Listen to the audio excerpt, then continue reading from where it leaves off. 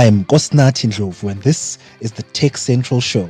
TCS is brought to you today by MTN Business. Visit www.mtnbusiness.co.za to learn more about their products and solutions. And we thank them for partnering with the show to bring you these great interviews. The irony of the social media age is that although there are arguably more ways to stay connected than there have ever been in human history, rates of loneliness, isolation, and even suicide have simultaneously skyrocketed. So, even though social media has aided in connecting people, it has also contributed to depersonalization and disconnection. A new wave of social media applications, dubbed community apps, have stepped in to solve this. Community apps aim to merge online activity with in-person meetups, with the view to driving more meaningful engagement by connecting like-minded individuals based on their interests. Sociable is a homegrown South African community app, and my studio guest today is Jason van Dyk, Sociable's founder, who's going to tell us more about how it works. Hello, Jason, and thank you for taking the time to speak to TechCentral today. It's a pleasure. Thank you so much for having me on. So, Jason, could you start by just telling us what Sociable is and what it aims to achieve? Sure. I think you touched on this a bit in the introduction there, but Sociable is a community-focused events-based app. And we always say it that way because community is at the heart of everything that we do. The fact that it's an application and a platform is just the medium through which we're reaching people at the moment. But the community aspect is what we focus on most. And I think as you touched on there, in this day and age, although we've been promoted that we should be more connected than ever, I think we all have a deep yearning for a bit of a stronger connection, a bit more of a real connection. And that's what we're hoping to bring to people. So as much as it's a tech platform, it's also a community platform. It's also an opportunity platform, as I like to say, bringing back opportunities for people to rediscover their cities, to rediscover their passions, to rediscover their friends, and to rediscover themselves as well. You don't have to be boxed into the picture that you have of yourself. It provides opportunities for you to really explore everything from locations to activities and friendships. So that's what we're building. Okay. And I mean, this is about people who want to build community. There are probably many ways to do that. What are the advantages of what are the advantages of using an app like Sociable? Sure. So I think the most important part of that is that everyone on the platform is looking for the same thing, and that's for things to do and that's for connections to make. So we're not a platform that's trying to serve everyone in every way that they need. We've got our niche and our focus, and everyone that's on the platform shares that. So it really offers the benefit of knowing that your audience is active, is engaged. We always speak about being influential, not an influencer. And that's being active in your community and actually offering back to people and not just being, we're trying to shift more from an attention economy to an intention economy, essentially, is the words that we like to use, is to bring people on the platform that have an intent to do something and that they're not just there to consume and to get stuck in it, but to actually be, activating in terms of what they're doing, to go meet up with one another, to go try new things, to get off the platforms essentially at moments, and to reconnect with themselves. So that's what kind of makes us Mm. different and what provides the community builders that opportunity is to know that every time that they're posting something, every hour that's on it is there for the same reason. That's to explore. But I mean, you're surely competing in a space where there are social media giants like Facebook. How do you compete against those guys? Sure. So we always get asked the same question. There's Facebook, there's WhatsApp, and all these platforms Yes. serve their purpose. Facebook might be a bit different because Facebook tries to serve every purpose, which I think in the early days was its greatest benefit. And I think now in the latter days might be its downfall. If we look at the usership trends, Facebook is Mm. actually dwindling compared to the other platforms. And I think the reason for that is just they've reached a bit too wide. Not that it's not an amazing platform and it's not doing amazing things, but when you try and serve everyone in a different way, no one really understands what it's for. And the place that you're going to see birthdays and consume political content is not necessarily the same place that you're going to, meet up with your friends. And I think that's where Facebook has its use cases, but where we step in and shine is that we focus down on serving those markets where they need to be met. And that is in the bringing people together, that is in the event space and in the community space. And every platform, as I say, has its use cases. WhatsApp's a really amazing place to keep up with people in a conversational basis, but it can be incredibly difficult sometimes to make plans. I'm sure you've been added to WhatsApp groups that nothing ever really finalizes or comes to Never fruition, but there's a lot of materialize. talking in between. Exactly that. So yeah, again, Mm, there's mm, there's lots of mm. platforms, and I always sing their praises. Everything's got its use case, and it's amazing. And I think what we're trying to do is just offer an alternative for the specific use case for people, and that's the community aspect. We're not trying to be everything at once. We're not trying to compete with Facebook and what they're doing. We've got our focus, and we just sticking to that. Oh, okay. So could you tell us more about the functionality you offer then that helps facilitate this community building? Sure. So I think from the get-go, I mean, tech functionality aside, I think the way we've managed to do that is making sure, as I said, it's an intentional based platform. We are an application which some people have their trepidations in downloading an app because it's an extra step. Sometimes they just want a website. But we've been very meaningful in following that, because what it means is that the people that have chosen to create their accounts and to load up the app are there with the right intention. So it means that just from the culture that we're building around the platform, people are all there in the right way. So that's from the human, what would you call it, the human aspect. From the technical aspect, we've made it in such a way that it's not just a platform that you will go off for a once-off purchase. When you're buying a ticket for a rugby game, it's a once-off purchase. You're on there to get your ticket to go to the sporting event, and then you pop off because that was just the transaction that you needed to facilitate. But for us, it's more of an ecosystem approach. It's more an iterative thing. You're following someone on the platform, so when you create an account, you are a host as much as you are an attendee. We don't even like using the words because on the platform, it's just as easy to create and host as it is to attend. It's no separate profiles. It's your face, it's your name behind it all. So you get to follow people, and every time they host an event, you'll get a push notification. So you keep up with their communities. It's not just an event, it's this community is hosting an event. So the community is always at the heart of what we do. And Mm, all mm, of our features try and integrate directly with that, from the following people to allowing FAQs to be natively built in to make door management easier. So we've tried to take all the barriers away from what mm, people find in terms of building their communities. And then over and above that, then we expand on how we keep those mhm, communities together and rolling on. So it's really an amazing experience, because what ends up happening is that, let's say, for example, I'm into paddle, which I think half the world is at the moment, or at least in the southern hemisphere. I think the yes. the, the Americans are into their pickleball. But let's say I'm into paddle and I've really enjoyed it. Mm, But um, I'm on the app to find a new paddle game, and then I just happen to come across someone that happens to be doing yoga, and I see that, and I think I've never had the opportunity. I don't really know people that do it, but here's a community that's doing it. Maybe I get out of my comfort zone slightly and go and try that. So what really also keeps them engaged in the community aspect is that everyone is on the same platform, all amongst each other. It's not just that you're locked in and going to one link or URL and then going off. It's that you're scrolling the feed and you're seeing what else is out there. You're seeing what mhm, new communities that you haven't engaged with, and bringing them all together in that way. So when I mm, say, we're trying to provide opportunity, that's one of the aspects, to make sure that you can mm. see something and be inspired and go try something new or step out of your comfort zone. Yes. Spreading horizons, spreading horizons. Yeah. So, but other than the people themselves and the communities that you build, the actual meeting spaces that these people meet in are also a beneficiary of your app. How Mm. can they maximize their engagement within the application? Yeah, amazing. I think what you've touched on there is also what brands can do, because I'm sure you've heard it recently. The buzzword is community, and we always say we might be the proponents Mm, of it, but we have to be cognizant of the fact that it has become a buzzword, and sometimes it becomes almost superfluous. They say community, but it doesn't really mean that. And so, for these locations and venues and brands as a whole, what I would say is that community is not just people that purchase your product or frequent your venue.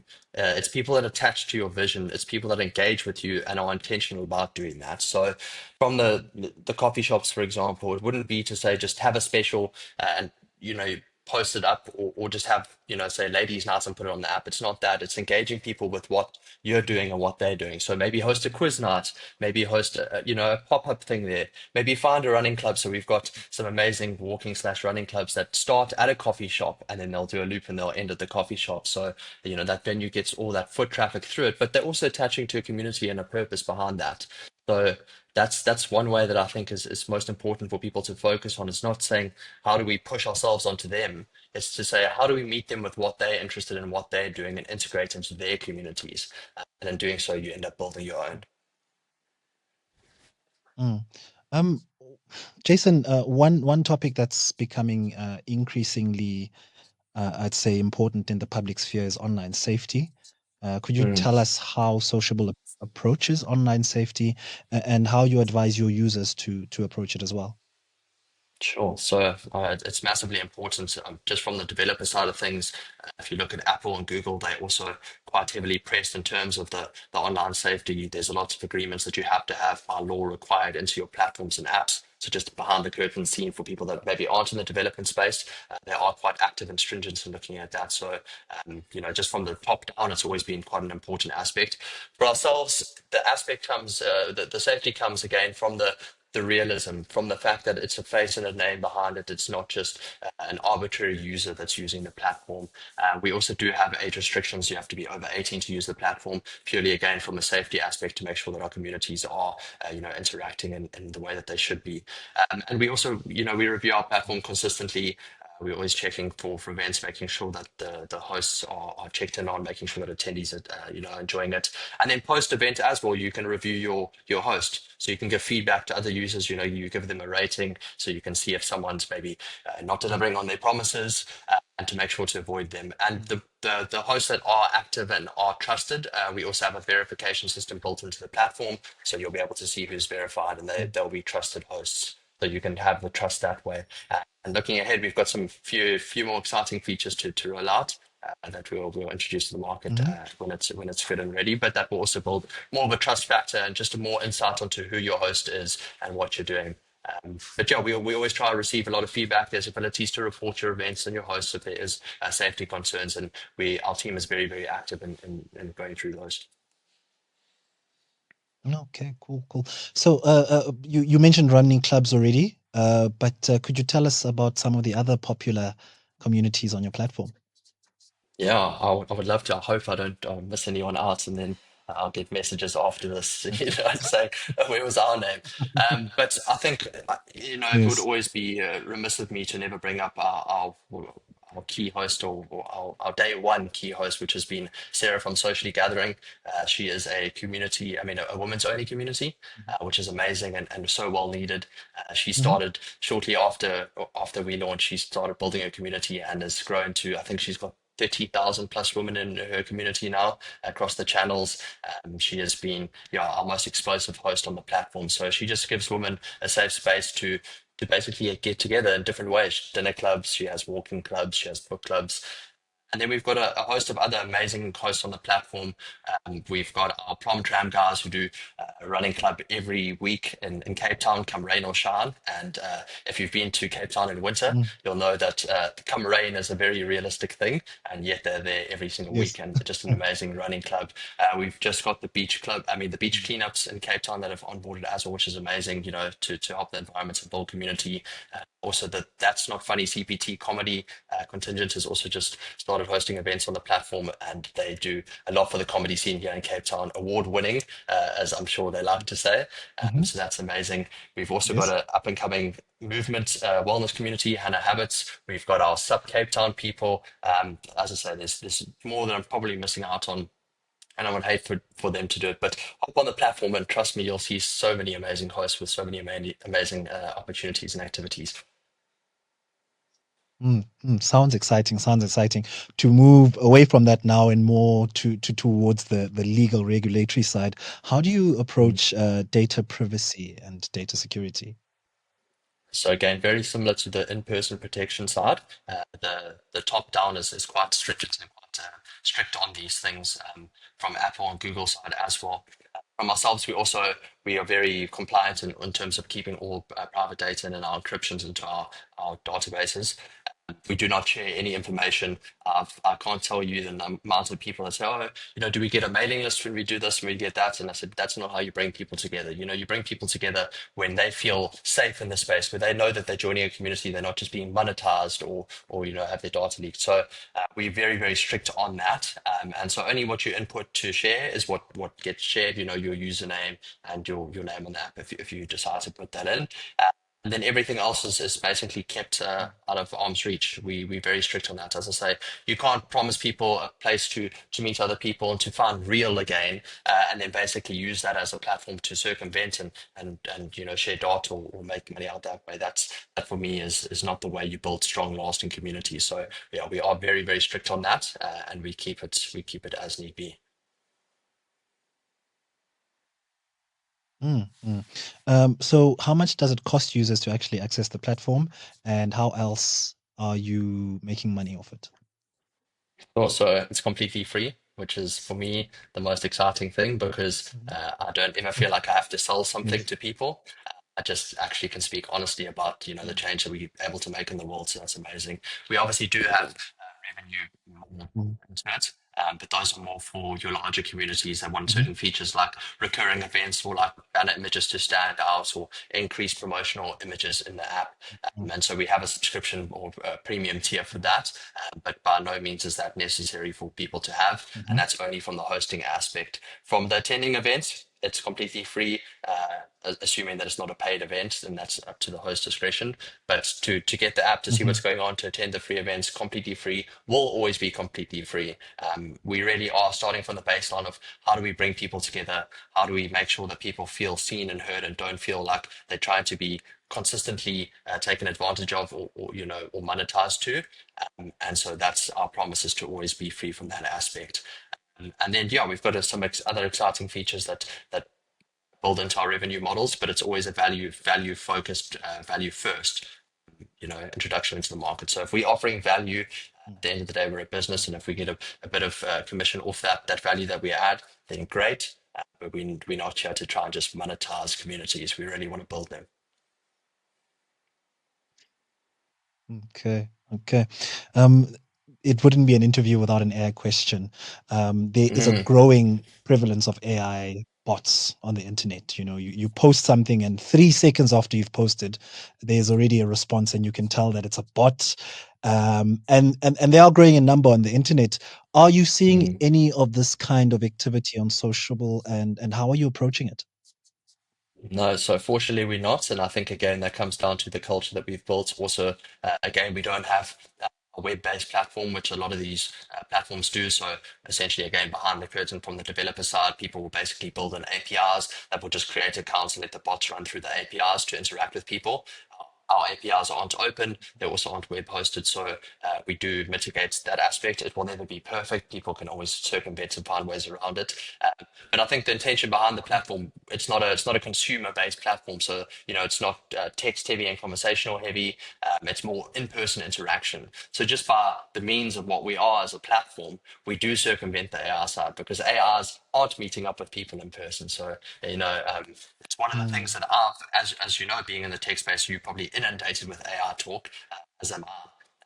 And it's one of the things that I've been thinking out quite a lot recently is just, what the end game looks like or where this is going or where this is trending. So I was thinking, for example, if you look at the marketing campaigns that are being done and all the new AI video platforms that have just launched out or Sora and its updates, which is creating amazing video content from the aesthetic standpoint. And where does that go when all the adverts are now the highest quality adverts that you can get, where all the images for mm, socials are all the highest quality images, where everything that's being responded to is mm, from a chatbot and it's chatbots responding to chatbots. I'm sure you saw that Reddit forum where that the university ran a test on a subreddit and it was basically just bots interacting there. So at what point do we start looking at that and start wondering, where's the utility? What is real? If everything that you consume does come through this lens mm, of maybe that's not a person, do we really feel that we need to be on these mm, platforms? Um, and do we really feel like we've got utility on mm, it? We spend hours and we don't even know if we spend mm, hours with people or stuff that people have made. It might have just been made through a processor. And so then, how does that filter into what we're actually doing, and what we're feeling back from it, and where we're getting those sort of human emotions from. And that for me has been a strong contingent in terms of, or a strong reinforcement in terms of what we're doing, because you can't AR this, you can't AR in person. There's nothing that can ever be Yes. done to replace that. And we'll know straight away. And so Mm. I think this has been the modern trend, which is quite interesting, is that we've evolved to the point almost that going backwards is actually innovation at this point. Taking it back to how we started is what people want. And which is, Yes. it's such a weird concept, because you Yes. think, innovation is always taking a step forward, but sometimes the step forward actually looks a bit like a step back. And, that's what we're trying to do, is stand at the forefront of Mm. the return to what we really want. We focused for so long on building something to make our lives easier and to save us time, but no one's stepped in and said, okay, well, what are we doing with Mhm. all this time that we saved? Okay, we're not writing these boring emails to people or Mm. sitting in the call centers. Okay, so what are we doing with all this time that we saved? Mm. What are we giving back to people? Because we've made all these promises that life will look different and it will look better, but we haven't made any promises as to Mm. how we're going to make it better. Sure, we'll make it easier, or we'll make it more simple, or more efficient, but how are we making it more meaningful? And that's what we're trying to do from Mm. from our aspect. And that's how we put that barrier into the AR. It's the in person. It's just the nature of our platform has that Yes. built in.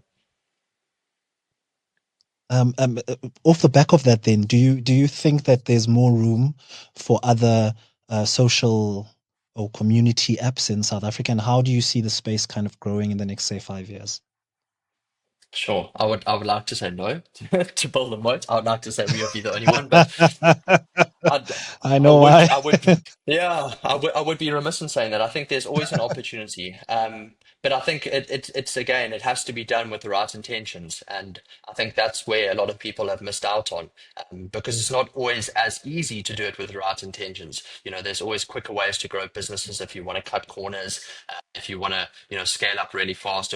I mean, just from the investor standpoint or from the market interest standpoint, you're throwing around words like AI or blockchain or these types of technologies, which is amazing to get that Mhm. awareness and interest.